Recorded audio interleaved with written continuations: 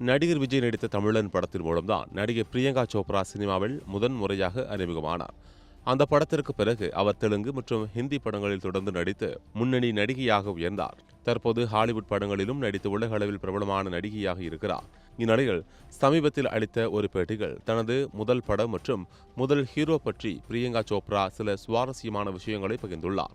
அதில் அவர் கூறியதாவது: சினிமாவில் எனது முதல் படி தமிழ் சினிமாதான். அந்த படத்தில் எனக்கு இணையாக நடித்தவர் விஜய். அவர் மிகவும் பெரிய நடிகர். படப்பிடிப்பு நடக்கும் இடங்களில் அவரை பார்க்கவே ஏராளமான ரசிகர்கள் கூட்டமாக வந்து நிற்பார்கள். குறிப்பாக அவர் நடனம் ஆடும்போது ரசிகர்கள் மிகவும் உற்சாகமாக காத்திருப்பார்கள் என்று கூறினார். அப்போது அந்த அளவுக்கு பெரிய ரசிகர் கூட்டத்தை பார்த்தது எனக்கு மிகவும் ஆச்சரியமாக இருந்தது. விஜயை பார்க்க வந்த ரசிகர்களின் அன்பை பார்த்தபோது அவர் ஒரு கடவுள் மாதிரிதான் எனக்கு தோன்றினார். இந்தியாவில் மக்கள்